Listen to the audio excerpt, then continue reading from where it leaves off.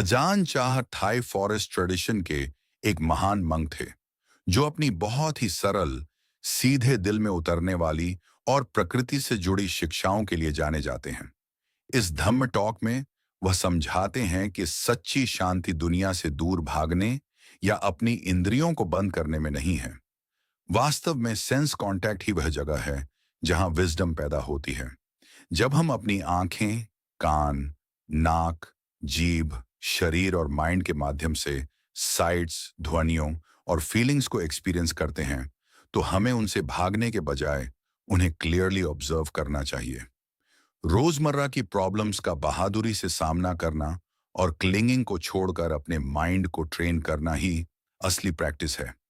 अगर आप भी अपने भीतर सच्ची शांति और राइट व्यू जगाना चाहते हैं, तो मैं आप सभी को इस गहरी और सरल शिक्षा को सुनने और इसे अपने जीवन में उतारने के लिए आमंत्रित करता हूं। अजान चाह का एक Dhamma talk dot sense contact wisdom का स्रोत। हम सब ने शांति पाने के लिए भगवान बुद्ध के शासन में भिक्खु और सामणेर बनने का माइंड बना लिया है। अब सच्ची शांति क्या है? भगवान बुद्ध ने कहा था कि सच्ची शांति बहुत दूर नहीं है, यह यहीं हमारे भीतर है, लेकिन हम लगातार इसे अनदेखा कर देते हैं। लोगों के पास शांति पाने के अपने विचार होते हैं, लेकिन फिर भी वे कंफ्यूजन और बेचैनी एक्सपीरियंस करते हैं। वे अभी भी अनश्योर रहते हैं और उन्होंने अभी तक अपनी प्रैक्टिस में संतुष्टि नहीं पाई है। वे अभी तक अपने लक्ष्य तक नहीं पहुंचे हैं। यह ऐसा है जैसे हमने कई अलग अलग जगहों की यात्रा करने के लिए अपना घर छोड़ दिया हो। चाहे हम गाड़ी में बैठें या नाव पर सवार हों, हम कहीं भी जाएं, हम अभी भी अपने घर नहीं पहुंचे हैं। जब तक हम घर नहीं पहुंच जाते, हम संतुष्ट फील नहीं करते। हमारे पास अभी भी कुछ अधूरा काम बाकी है जिसे करना है। ऐसा इसीलिए है क्योंकि हमारी यात्रा अब भी फिनिश नहीं हुई है।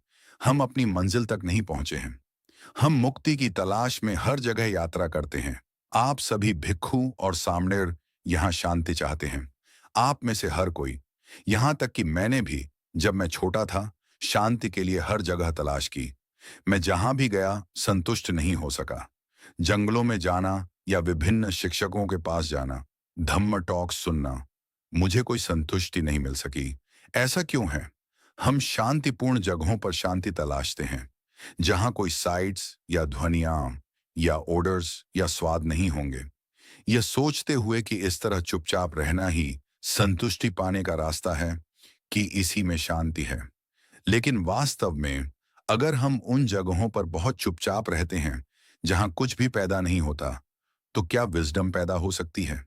क्या हम किसी भी चीज के प्रति अवेयर होंगे? इसके बारे में सोचें। अगर हमारी आंख ने साइट्स नहीं देखे, तो वह कैसा होगा? अगर नाक ने गंध को एक्सपीरियंस नहीं किया, तो वह कैसा होगा? अगर जीभ ने स्वाद को एक्सपीरियंस नहीं किया, तो वह कैसा होगा? अगर शरीर ने फीलिंग को बिल्कुल भी एक्सपीरियंस नहीं किया, तो वह कैसा होगा? ऐसा होना एक अंधे और बहरे इंसान की तरह होगा, जिसकी नाक और जीभ गिर गई हो और जो लकवे से पूरी तरह सुन्न हो गया हो। क्या वहां कुछ होगा? और फिर भी लोग अक्सर सोचते हैं कि अगर वे कहीं ऐसी जगह चले गए जहां कुछ नहीं होता, तो उन्हें शांति मिल जाएगी। खैर, मैंने खुद भी ऐसा सोचा है। मैंने एक बार वैसा ही सोचा था जब मैं एक युवा मंक था और बस प्रैक्टिस शुरू ही कर रहा था। मैं मेडिटेशन में बैठता था और ध्वनियां मुझे परेशान करती थीं। मैं खुद से सोचता, मैं अपने माइंड को शांत करने के लिए क्या कर सकता हूं? तो मैंने कुछ मोम लिया और उसे अपने कानों में भर लिया ताकि मैं कुछ भी ना सुन सकूं। बस एक भिनभिनाने की आवाज बची थी। मैंने सोचा कि वह शांतिपूर्ण होगा, लेकिन नहीं। वह सारी सोच और कंफ्यूजन आखिरकार कानों में पैदा नहीं हुई, वह माइंड में पैदा हुई। शांति खोजने के लिए वही जगह है। इसे दूसरे तरीके से कहें तो, आप चाहे कहीं भी रुकने जाएं, आप कुछ भी नहीं करना चाहते, क्योंकि यह आपकी प्रैक्टिस में दखल देता है। आप मैदान में झाड़ू नहीं लगाना चाहते या कोई काम नहीं करना चाहते। आप बस स्थिर रहना चाहते हैं और उस तरह शांति पाना चाहते हैं। शिक्षक आपसे घर के कामों या किसी भी दैनिक कर्तव्य में मदद करने के लिए कहते हैं, लेकिन आप उसमें अपना दिल नहीं लगाते, क्योंकि आपको फील होता है कि यह केवल एक एक्सटर्नल चिंता है। मैंने अक्सर अपने एक शिष्य का उदाहरण दिया है, जो वास्तव में लेट गो करने और शांति पाने के लिए बहुत उत्सुक था। मैंने लेटिंग गो के बारे में सिखाया और उसने उसी के अनुसार समझा कि सब कुछ लेट गो करना वास्तव में शांतिपूर्ण होगा।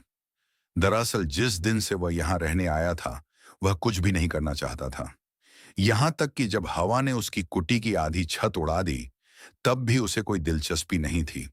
उसने कहा कि वह सिर्फ एक एक्सटर्नल चीज थी, इसलिए उसने इसे ठीक करने की जहमत नहीं उठाई। जब एक तरफ से धूप और बारिश अंदर आती, तो वह दूसरी तरफ खिसक जाता। वह उसका कोई काम नहीं था। उसका काम अपने माइंड को शांत करना था। वह दूसरी चीज एक डिस्ट्रैक्शन थी, वो शामिल नहीं होगा। उसने इसे इसी तरह देखा था। एक दिन मैं वहां से गुजर रहा था और मैंने गिरी हुई छत देखी। अरे, ये किसकी कुटी है? किसी ने मुझे बताया कि यह किसकी थी, और मैंने सोचा, हम अजीब है। इसलिए मैंने उससे बात की, कई बातें समझाई, जैसे कि हमारे आवासों के संबंध में कर्तव्य, सेना सनवत। हमारे पास एक रहने की जगह होनी चाहिए और हमें उसकी देखभाल करनी चाहिए। लेटिंग गो ऐसा नहीं है। इसका मतलब अपनी जिम्मेदारियों से भागना नहीं है। वह एक मूर्ख का काम है। बारिश एक तरफ से आती है तो आप दूसरी तरफ खिसक जाते हैं। फिर धूप निकलती है और आप वापस उस तरफ आ जाते हैं। ऐसा क्यों है? आप वहां लेट गो करने की जहमत क्यों नहीं उठाते? मैंने उसे इस पर एक लंबा उपदेश दिया। फिर जब मैंने खत्म किया, तो उसने कहा, ओह लुंगपोर, कभी आप मुझे क्लिंग करना सिखाते हैं और कभी आप मुझे लेट गो करना सिखाते हैं। मुझे नहीं पता कि आप मुझसे क्या करवाना चाहते हैं। यहां तक कि जब मेरी छत गिर जाती है और मैं इस हद तक लेट गो करता हूं, तब भी आप कहते हैं कि यह सही नहीं है। और फिर भी आप मुझे लेट गो करना सिखाते हैं। मुझे नहीं पता कि आप मुझसे और क्या उम्मीद कर सकते हैं। आपने देखा, लोग ऐसे होते हैं। वे इतने मूर्ख हो सकते हैं। क्या आंख के भीतर दृश्य ऑब्जेक्ट्स हैं? अगर कोई एक्सटर्नल दृश्य ऑब्जेक्ट्स नहीं है, तो क्या हमारी आंखें कुछ भी देख पाएंगी? क्या हमारे कानों के भीतर ध्वनियां हैं, यदि एक्सटर्नल ध्वनियां कांटेक्ट नहीं करती हैं? अगर बाहर कोई गंध नहीं है, तो क्या हम उन्हें एक्सपीरियंस करेंगे? कारण कहाँ है? भगवान बुद्ध ने क्या कहा था, इसके बारे में सोचें। सभी धम्म कारणों की वजह से पैदा होते हैं। अगर हमारे पास कान नहीं होते, तो क्या हम ध्वनियों को एक्सपीरियंस करते? अगर हमारी आंखें नहीं होती, तो क्या हम साइट्स देखने में सक्षम होते? आंखें, कान, नाक, जीभ, शरीर और माइंड, ये कारण हैं। ऐसा कहा जाता है कि सभी धम्म कंडीशंस के कारण पैदा होते हैं। जब वे खत्म होते हैं, तो इसका कारण यह है कि कॉजल कंडीशंस खत्म हो गई हैं। रिजल्टिंग कंडीशंस के पैदा होने के लिए कॉजल कंडीशंस का पहले पैदा होना जरूरी है। अगर हम सोचते हैं कि शांति वहां है जहां कोई सेंसेशंस नहीं है, तो क्या विजडम पैदा होगी? क्या कॉजल और रिजल्टेंट कंडीशंस होंगी? क्या हमारे पास प्रैक्टिस करने के लिए कुछ होगा? अगर हम ध्वनियों को दोष देते हैं, तो जहां ध्वनियां हैं, वहां हम शांत नहीं रह सकते। हम सोचते हैं कि वह जगह अच्छी नहीं है। जहां कहीं भी साइट्स हैं, हम कहते हैं कि वह शांतिपूर्ण नहीं है। अगर ऐसा है, तो शांति पाने के लिए हमें ऐसा इंसान बनना होगा जिसके सभी सेंसेस मर चुके हों, अंधा और बहरा। मैंने इसके बारे में सोचा, हम ये अजीब है। दुख आंखों, कानों, नाक, जीभ, शरीर और माइंड के कारण पैदा होता है। तो क्या हमें अंधा होना चाहिए? अगर हम बिल्कुल कुछ नहीं देखते, तो शायद वह बेहतर होता। अगर कोई अंधा या बहरा होता, तो उसमें कोई डिफाइलमेंट्स पैदा नहीं होते। क्या ऐसा ही है? इन, लेकिन इसके बारे में सोचते हुए ये सब गलत था। अगर ऐसा होता, तो अंधे और बहरे लोग एनलाइटेंड हो जाते। वे सभी सिद्ध हो जाते अगर डिफाइलमेंट्स आंखों और कानों पर पैदा होते। ये कॉजल कंडीशंस हैं। जहां चीजें पैदा होती हैं कारण पर, वहीं हमें उन्हें रोकना चाहिए। जहां कारण पैदा होता है, वहीं हमें कॉन्टेम्पलेट करना चाहिए। असल में आंख, कान, नाक, जीभ, शरीर और माइंड के सेंस बेसिस ऐसी चीजें हैं जो विजडम के पैदा होने में मदद कर सकती हैं, अगर हम उन्हें वैसा ही जाने जैसे वे हैं। अगर हम उन्हें सच में नहीं जानते हैं, तो हमें उन्हें नकारना होगा, यह कहते हुए कि हम साइट्स नहीं देखना चाहते, ध्वनियां नहीं सुनना चाहते, वगैरह वगैरह, क्योंकि वे हमें परेशान करते हैं। अगर हम कॉजल कंडीशंस को काट देते हैं, तो हम क्या कॉन्टेम्पलेट करने जा रहे हैं, इसके बारे में सोचें। कारण और प्रभाव कहाँ होगा, यह हमारी तरफ से गलत सोच है। यही कारण है कि हमें रिस्ट्रेंट रहना सिखाया जाता है। रिस्ट्रेंट सील है, सेंस रिस्ट्रेंट का सील है। आंखें, कान, नाक, जीभ, शरीर और माइंड, ये हमारे सील हैं और ये हमारी समाधि हैं। सारिपुत्र की कहानी पर विचार करें। भिक्षु बनने से पहले के समय में उन्होंने भिक्षाटन पर जाते हुए अस्सजी थिर को देखा। उन्हें देखकर सारिपुत्र ने सोचा, यह मंक बहुत अनयूजुअल है।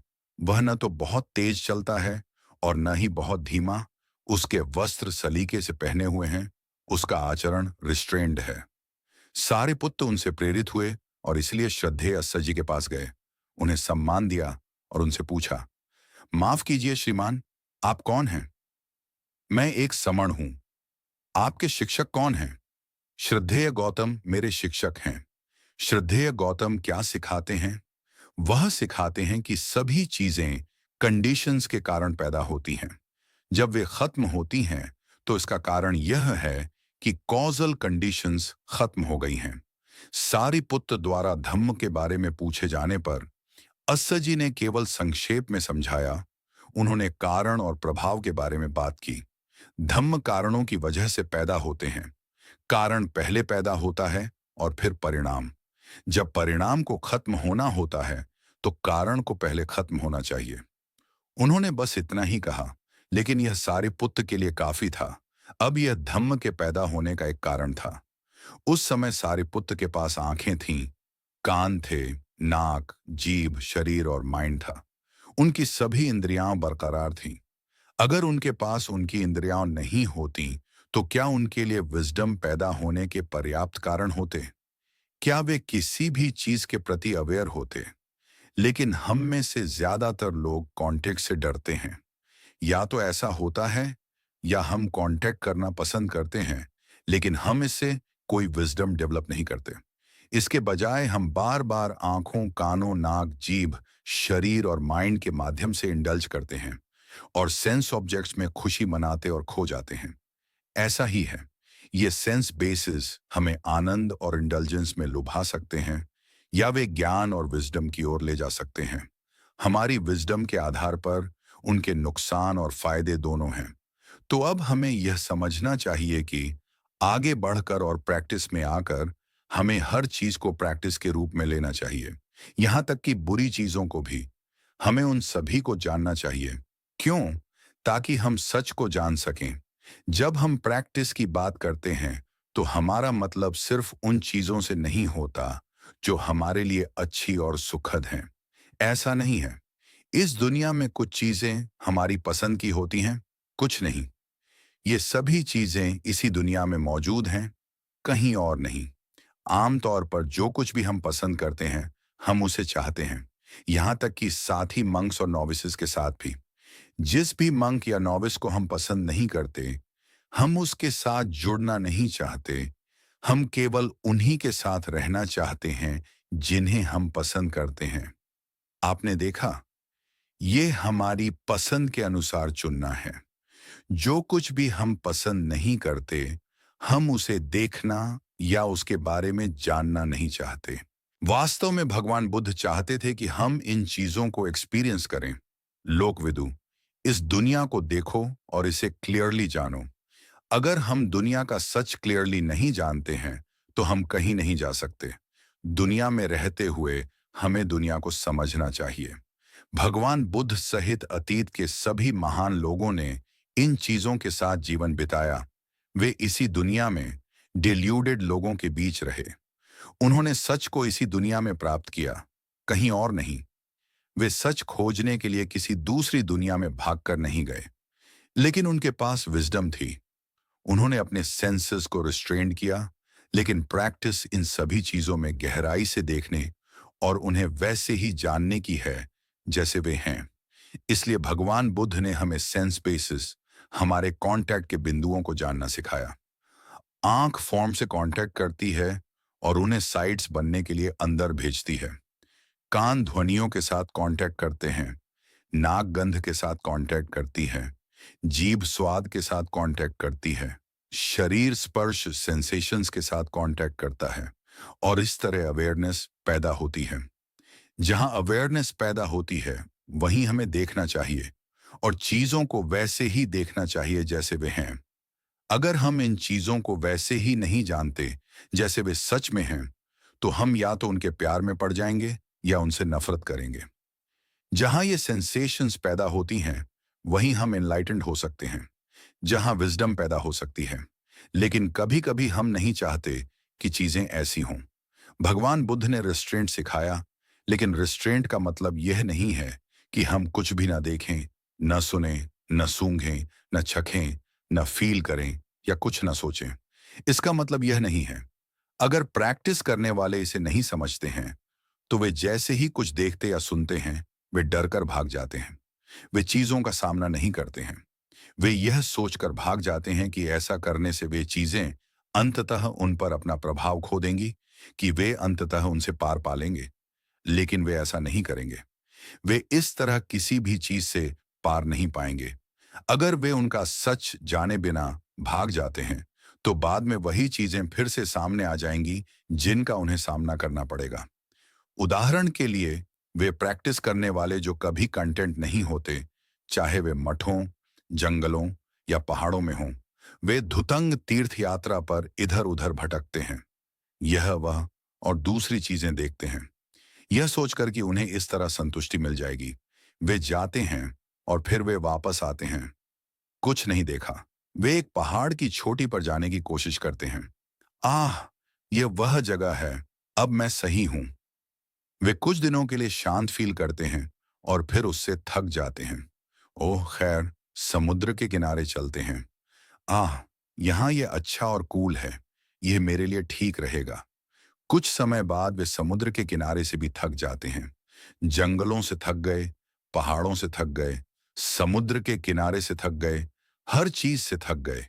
ये राइट सेंस में, राइट व्यू के रूप में चीजों से थकना नहीं है। ये बस ऊब है, एक तरह का रॉन्ग व्यू है। उनका व्यू चीजों के वास्तविक स्वरूप के अनुसार नहीं है। जब वे वापस मठ में आते हैं, अब मैं क्या करूंगा? मैं हर जगह घूम आया और बिना कुछ पाए वापस आ गया। इसलिए वे अपने भिक्षा पात्र फेंक देते हैं और चीवर उतार देते हैं। वे चीवर क्यों उतारते हैं? क्योंकि उनकी प्रैक्टिस पर कोई पकड़ नहीं है। वे कुछ नहीं देखते। उत्तर में जाओ और कुछ नहीं देखते। समुद्र के किनारे, पहाड़ों पर, जंगलों में जाओ और फिर भी कुछ नहीं देखते, तो सब कुछ खत्म हो गया। वे मर जाते हैं। ऐसा ही होता है। ऐसा इसीलिए है क्योंकि वे लगातार चीजों से दूर भाग रहे हैं। विजडम पैदा नहीं होती। अब एक और उदाहरण लें। मान लीजिए कि एक मंक है जो चीजों के साथ रहने का फैसला करता है, भागने का नहीं। वह अपनी देखभाल करता है। वह खुद को जानता है और उन लोगों को भी जानता है जो उसके साथ रहने आते हैं। वह लगातार प्रॉब्लम्स का सामना कर रहा है। उदाहरण के लिए मठाधीश। अगर कोई किसी मठ का मठाधीश है, तो निपटने के लिए लगातार प्रॉब्लम्स होती हैं। ऐसी चीजों की एक निरंतर धारा होती है जो अटेंशन मांगती हैं। ऐसा क्यों? क्योंकि लोग हमेशा सवाल पूछते रहते हैं। सवाल कभी खत्म नहीं होते, इसलिए आपको लगातार अलर्ट रहना चाहिए। आप लगातार प्रॉब्लम्स को सुलझा रहे हैं, अपनी और दूसरों की भी। यानी आपको लगातार जागते रहना चाहिए।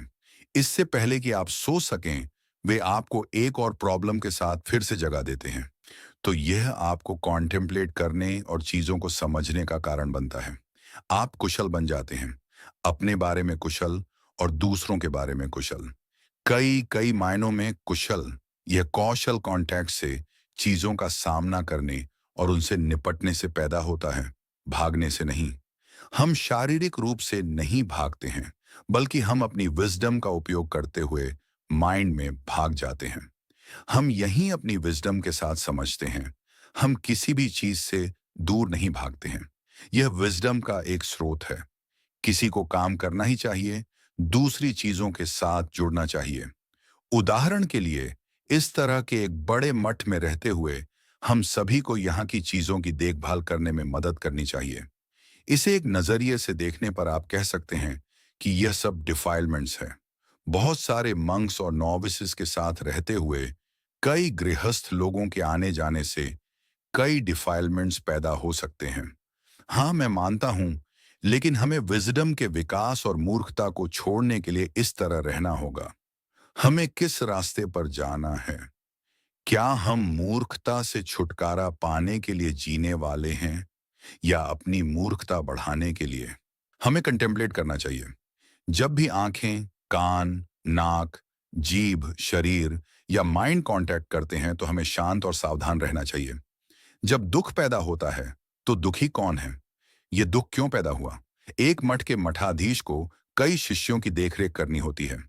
अब वह दुख हो सकता है। जब दुख पैदा हो तो हमें दुख को जानना चाहिए।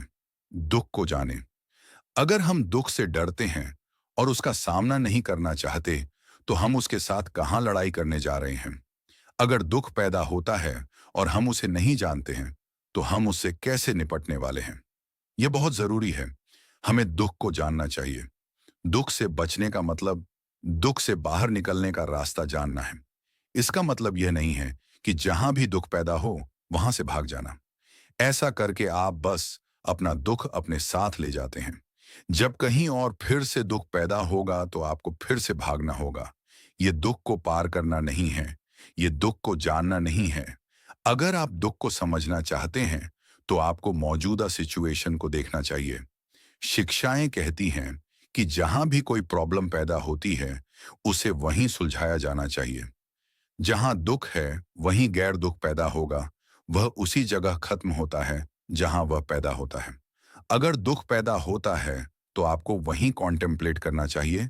आपको भागने की जरूरत नहीं है। आपको इस इश्यू को वहीं सुलझाना चाहिए।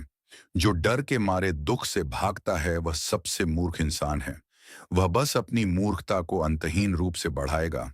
हमें समझना चाहिए, दुख फर्स्ट नोबल ट्रूथ के अलावा और कुछ नहीं है। क्या ऐसा नहीं है? क्या आप इसे किसी बुरी चीज के रूप में देखने वाले हैं?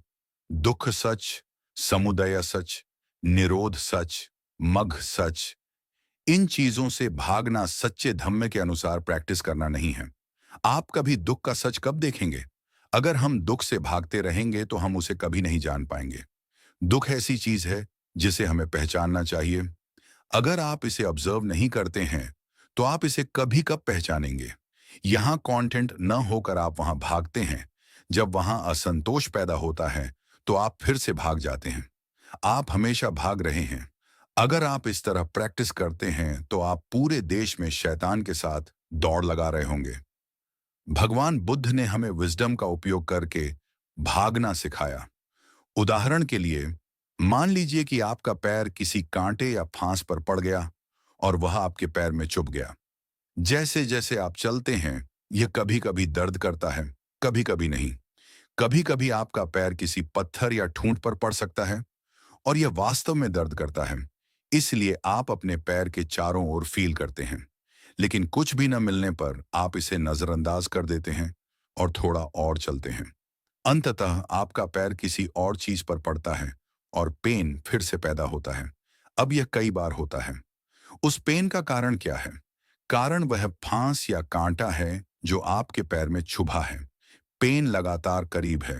जब भी पेन पैदा होता है तो आप देख सकते हैं और थोड़ा फील कर सकते हैं, लेकिन फांस को न देखकर आप उसे लेट गो कर देते हैं। कुछ देर बाद यह फिर से दर्द करता है, इसीलिए आप एक और बार देखते हैं। जब दुख पैदा होता है तो आपको उस पर ध्यान देना चाहिए, बस उसे नजरअंदाज न करें। जब भी पेन पैदा होता है, वह फांस अभी भी वही है। जब भी पेन पैदा होता है तो यह विचार भी पैदा होता है कि उस फांस को जाना ही होगा। अगर आप इसे बाहर नहीं निकालते हैं तो बाद में केवल और पेन होगा। पेन बार बार लौटता रहता है जब तक कि उस कांटे को बाहर निकालने की इच्छा लगातार आपके साथ न हो। अंत में यह एक ऐसे बिंदु पर पहुंच जाता है जहां आप हमेशा के लिए उस कांटे को बाहर निकालने का माइंड बना लेते हैं, क्योंकि यह दर्द करता है। अब प्रैक्टिस में हमारा एफर्ट ऐसा ही होना चाहिए। जहां भी दर्द होता है, जहां भी रगड़ है, हमें जांच करनी चाहिए। प्रॉब्लम का सीधे सामना करें। उस कांटे को अपने पैर से बाहर निकालें, बस उसे खींच लें। जहां भी आपका माइंड अटक जाता है, आपको ध्यान देना चाहिए। जैसे ही आप इसमें गहराई से देखेंगे, आप इसे जानेंगे, इसे देखेंगे और इसे वैसे ही एक्सपीरियंस करेंगे जैसे यह है। लेकिन हमारी प्रैक्टिस अटूट और लगातार होनी चाहिए। वे इसे वीर्यारंभ कहते हैं, लगातार एफर्ट लगाना। उदाहरण के लिए, जब भी आपके पैर में कोई अनप्लेजेंट फीलिंग पैदा होती है, तो आपको खुद को उस कांटे को निकालने की याद दिलानी चाहिए। अपना संकल्प न छोड़ें। इसी तरह जब हमारे दिलों में दुख पैदा होता है, तो हमारे पास डिफाइलमेंट्स को उखाड़ने की कोशिश करने का, उन्हें छोड़ने का अटूट संकल्प होना चाहिए। यह संकल्प लगातार वहां है, बिना रुके। अंततः डिफाइलमेंट्स हमारे हाथों में आ जाएंगे, जहां हम उन्हें खत्म कर सकते हैं।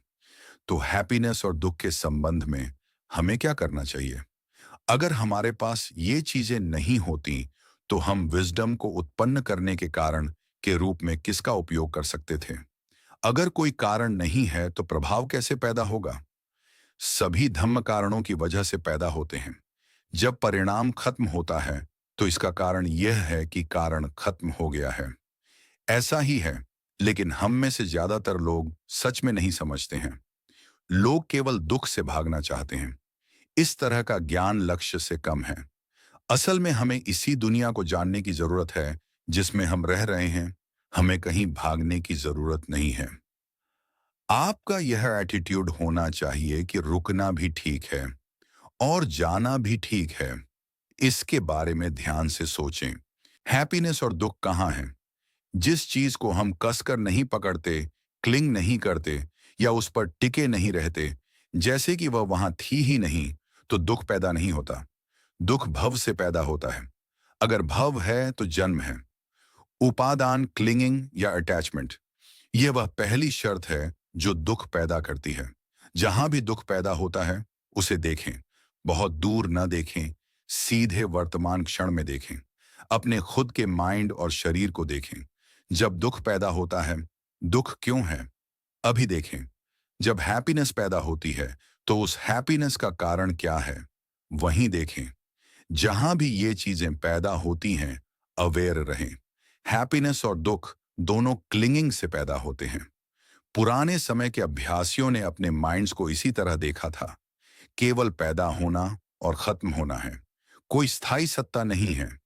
उन्होंने सभी कोणों से कॉन्टेम्पलेट किया और देखा कि इस माइंड में बहुत कुछ नहीं है, कुछ भी स्थिर नहीं है।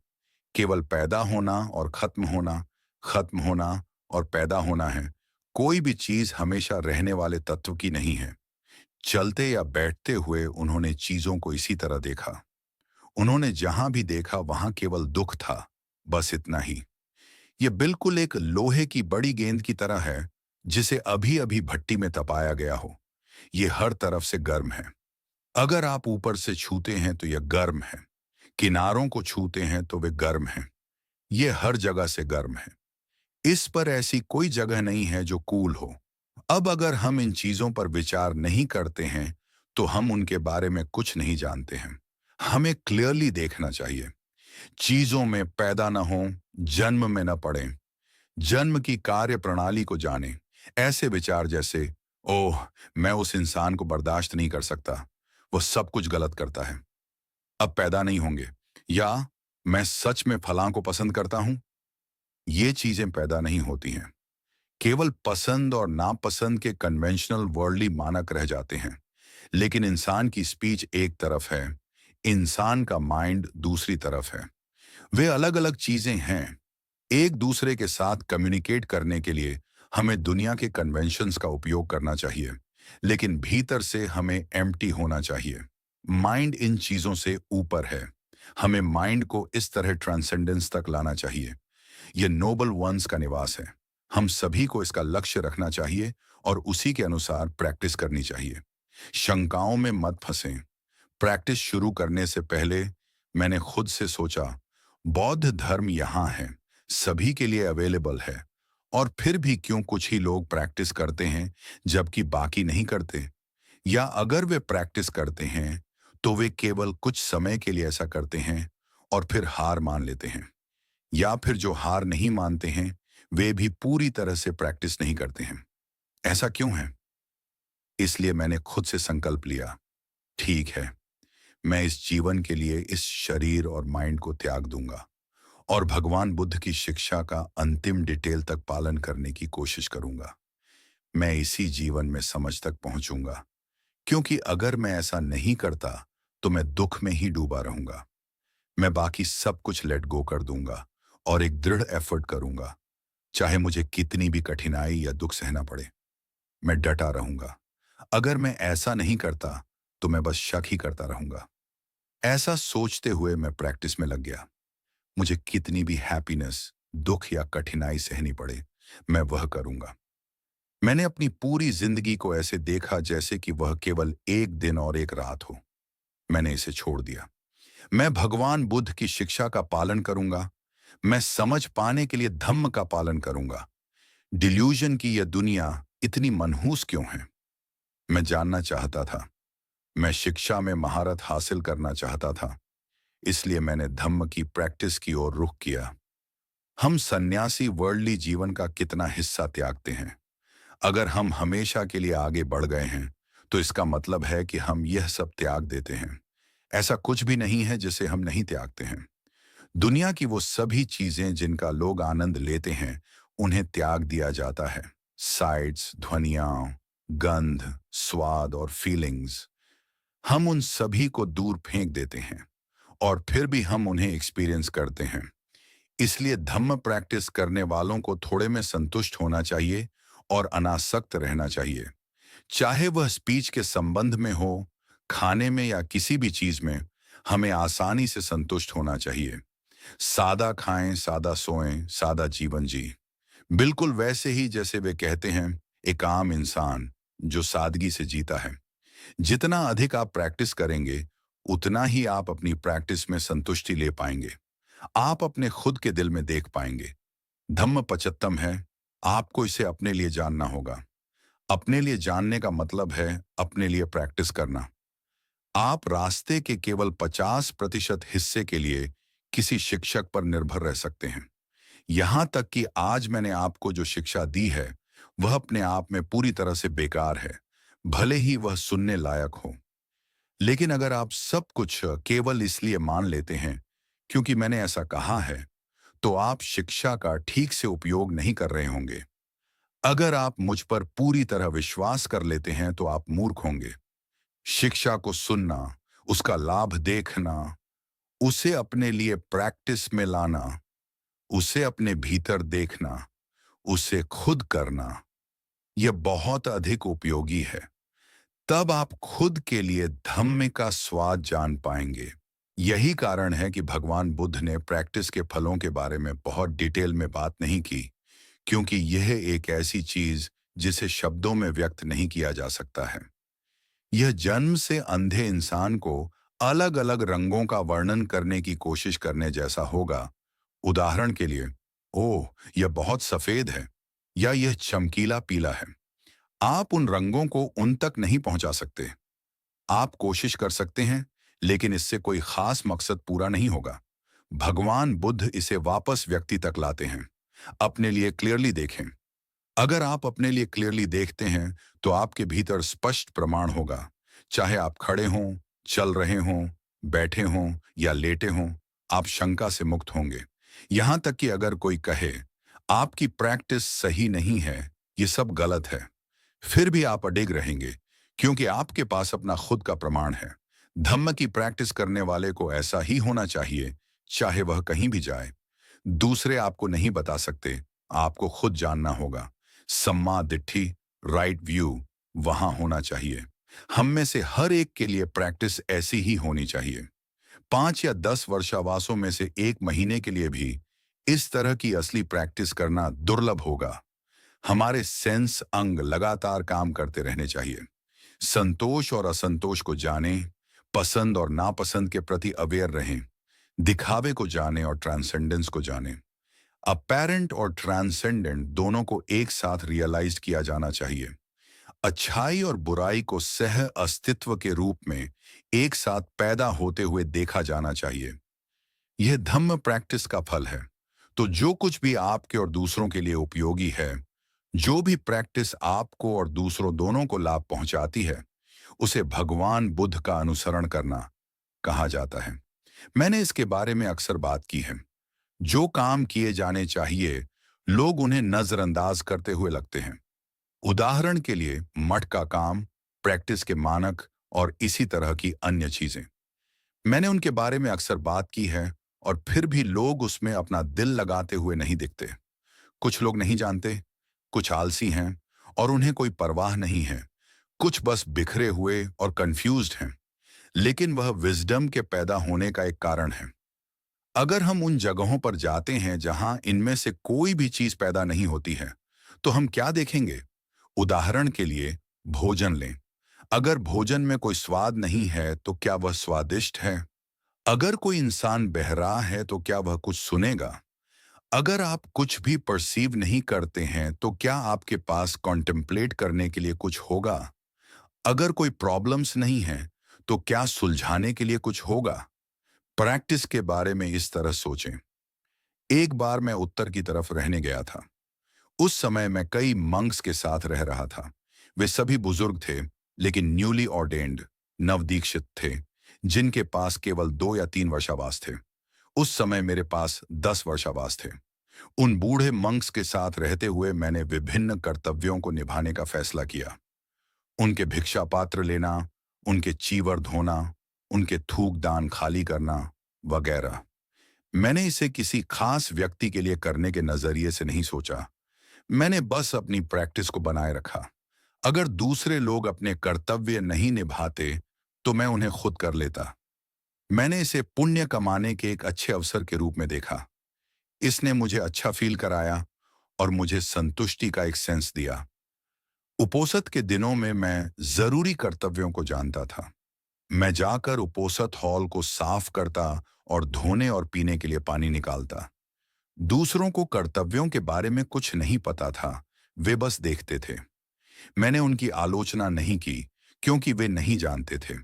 मैंने खुद कर्तव्यों को निभाया और उन्हें करने के बाद मुझे खुद पर खुशी हुई। मुझे अपनी प्रैक्टिस में इंस्पिरेशन और बहुत सारी एनर्जी मिली। जब भी मैं मठ में कुछ कर सकता था, चाहे अपनी खुद की कुटी में या दूसरों की, अगर वह गंदी होती तो मैं साफ कर देता। मैंने इसे किसी खास व्यक्ति के लिए नहीं किया। मैंने किसी को इम्प्रेस करने के लिए ऐसा नहीं किया। मैंने बस एक अच्छी प्रैक्टिस बनाए रखने के लिए ऐसा किया। किसी कुटी या रहने की जगह को साफ करना बिल्कुल अपने खुद के माइंड से कचरा साफ करने जैसा है। अब यह एक ऐसी चीज है जिसे आप सभी को माइंड में रखना चाहिए। आपको हार्मनी के बारे में चिंता करने की जरूरत नहीं है। ये ऑटोमेटिकली वहां होगी। धम्म के साथ, शांति और रिस्ट्रेंट के साथ एक साथ रहें। अपने माइंड को ऐसा होने के लिए ट्रेन करें और कोई प्रॉब्लम्स पैदा नहीं होगी। अगर कोई भारी काम करना है तो हर कोई मदद करता है और थोड़े ही समय में काम हो जाता है। इसे बहुत आसानी से संभाल लिया जाता है। वह सबसे अच्छा तरीका है। हालांकि मैं कुछ अन्य प्रकार के लोगों से भी मिला हूं। हालांकि मैंने इसे आगे बढ़ने के अवसर के रूप में इस्तेमाल किया। उदाहरण के लिए, एक बड़े मठ में रहते हुए मंक्स और नोविसेस किसी खास दिन चीवर धोने के लिए आपस में सहमत हो सकते हैं। मैं जाकर कटहल की लकड़ी को उबालता। अब कुछ मंक्स ऐसे भी होते जो किसी और के कटहल की लकड़ी उबालने का इंतजार करते और फिर आकर अपने चीवर धोते, उन्हें वापस अपनी कुटी में ले जाते, उन्हें बाहर लटका देते और फिर झपकी लेते। उन्हें आग नहीं लगानी पड़ी, बाद में सफाई नहीं करनी पड़ी। उन्होंने सोचा कि वे फायदे में हैं, कि वे चालाक बन रहे हैं। यह मूर्खता की हद है। ये लोग बस अपनी ही मूर्खता बढ़ा रहे हैं, क्योंकि वे कुछ नहीं करते। वे सारा काम दूसरों पर छोड़ देते हैं।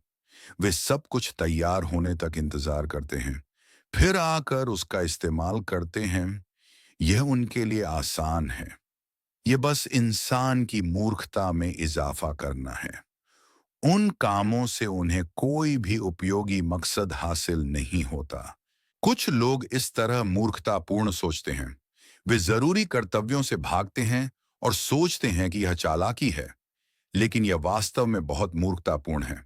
अगर हमारा एटीट्यूड उस तरह का है, तो हम टिक नहीं पाएंगे। इसीलिए चाहे आप बोल रहे हों, खा रहे हों या कुछ भी कर रहे हों, अपने आप पर विचार करें। आप आराम से रहना, आराम से खाना, आराम से सोना वगैरह चाह सकते हैं, लेकिन आप नहीं कर सकते। हम यहाँ किस लिए आए हैं? अगर हम नियमित रूप से इस पर विचार करते हैं, तो हम सावधान रहेंगे, हम भूलेंगे नहीं, हम लगातार अलर्ट रहेंगे। इस तरह अलर्ट रहने से आप सभी पोस्चर्स में एफर्ट लगाएंगे। अगर आप एफर्ट नहीं लगाते हैं, तो चीजें काफी अलग हो जाती हैं। बैठते हुए आप ऐसे बैठते हैं जैसे आप शहर में हों। चलते हुए आप ऐसे चलते हैं जैसे आप शहर में हों। आप बस जाकर शहर में गृहस्थ लोगों के साथ खेलना कूदना चाहते हैं। अगर प्रैक्टिस में कोई एफर्ट नहीं है, तो माइंड का झुकाव उस दिशा में होगा। आप अपने माइंड का विरोध और प्रतिरोध नहीं करते हैं। आप बस इसे अपने मूड की हवा के साथ बहने देते हैं। इसे इंसान के मूड का पालन करना कहा जाता है। एक बच्चे की तरह, अगर हम उसकी सभी इच्छाओं को इंडल्ज करते हैं, तो क्या वह एक अच्छा बच्चा होगा? अगर माता पिता अपने बच्चे की सभी इच्छाओं को इंडल्ज करते हैं, तो क्या वह अच्छा है? भले ही वे शुरू में कुछ हद तक इसे इंडल्ज करते हों। जब तक वह बोलने लायक होता है, तो वे उसे कभी कभी पीटना शुरू कर सकते हैं, क्योंकि उन्हें डर होता है कि वह मूर्ख बन जाएगा। हमारे माइंड की ट्रेनिंग भी ऐसी ही होनी चाहिए। आपको खुद को और खुद को ट्रेन करने का तरीका जानना होगा। अगर आप अपने खुद के माइंड को ट्रेन करना नहीं जानते हैं और किसी और से इसे आपके लिए ट्रेन करने की उम्मीद में इंतजार कर रहे हैं, तो आप परेशानी में पड़ जाएंगे। इसलिए ऐसा ना सोचें कि आप इस जगह पर प्रैक्टिस नहीं कर सकते। प्रैक्टिस की कोई सीमा नहीं है। चाहे खड़े हों, चल रहे हों, बैठे हों या लेटे हों, आप हमेशा प्रैक्टिस कर सकते हैं। यहाँ तक कि मठ के मैदान में झाड़ू लगाते समय या धूप की किरण देखते समय भी आप धम्म को रियलाइज कर सकते हैं। लेकिन आपके पास सती मौजूद होनी चाहिए। ऐसा क्यों? क्योंकि अगर आप लगन से मेडिटेट करते हैं, तो आप किसी भी समय, किसी भी जगह धम्म को रियलाइज कर सकते हैं। लापरवाह न बने, सतर्क रहें, अलर्ट रहें। भिक्षाटन पर चलते समय सभी प्रकार की फीलिंग्स पैदा होती हैं, और यह सब अच्छा धम्म है। जब आप वापस मठ आते हैं और अपना भोजन कर रहे होते हैं, तो आपके लिए गहराई से देखने के लिए बहुत सारा अच्छा धम्म होता है। अगर आप लगातार एफर्ट करते हैं, तो ये सभी चीजें कॉन्टेम्पलेशन के लिए ऑब्जेक्ट्स होंगी, विजडम होंगी। आप धम्म देखेंगे। इसे धम्म विचय कहा जाता है। धम्म पर विचार करना, यह एनलाइटमेंट कारकों में से एक है। अगर सती है, स्मृति है, तो परिणाम स्वरूप धम्म विचय होगा। ये एनलाइटमेंट के कारक हैं। अगर हमारे पास स्मृति है, तो हम बस इसे हल्के में नहीं लेंगे। धम्म की जांच भी होगी। ये चीजें धम्म को रियलाइज करने के कारक बन जाती हैं। अगर हम इस स्तर तक पहुंच गए हैं, तो हमारी प्रैक्टिस न तो दिन जानेगी और न ही रात।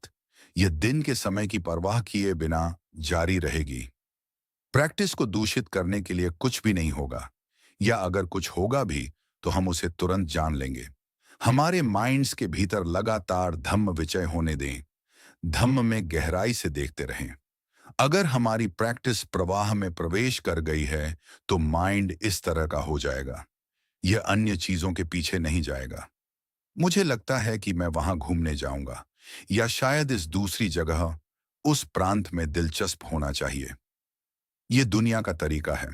कुछ ही समय में प्रैक्टिस मर जाएगी। इसलिए खुद से संकल्प करें। केवल आंखें बंद करके बैठने से ही आप विजडम डेवलप नहीं करते हैं। आंखें, कान, नाक, जीभ, शरीर और माइंड लगातार हमारे साथ हैं। इसलिए लगातार अलर्ट रहें, लगातार अध्ययन करें। पेड़ों या जानवरों को देखना सभी अध्ययन के अवसर हो सकते हैं। इसे सब अंदर की ओर लाएं। अपने खुद के दिल के भीतर क्लियरली देखें। अगर कोई सेंसेशन दिल पर प्रभाव डालता है, तो उसे अपने लिए क्लियरली देखें। बस उसे नजरअंदाज ना करें। एक सरल तुलना लें। ईंटें पकाना। क्या आपने कभी ईंट पकाने वाली भट्टी देखी है? वे भट्टी के सामने लगभग 2 या 3 फीट आग जलाते हैं, फिर सारा धुआं उसमें खिंच जाता है। इस उदाहरण को देखकर आप प्रैक्टिस को अधिक क्लियरली समझ सकते हैं। सही तरीके से ईंट का भट्टा बनाने पर आपको आग इस तरह जलानी होती है कि सारा धुआं अंदर खिंच जाए, कुछ भी ना बचे। सारी गर्मी भट्टी में चली जाती है और काम जल्दी हो जाता है। हम धम्म प्रैक्टिस करने वालों को इसी तरह चीजों को एक्सपीरियंस करना चाहिए। हमारी सभी फीलिंग्स को अंदर की ओर खींचकर राइट व्यू में बदल दिया जाएगा। साइट्स देखना, ध्वनियां सुनना, गंध सूंघना, स्वाद चखना वगैरह, माइंड उन सभी को अंदर की ओर खींचकर राइट व्यू में बदल देता है। इस प्रकार वे फीलिंग्स एक्सपीरियंसेस बन जाती हैं जो विजडम को जन्म देती हैं।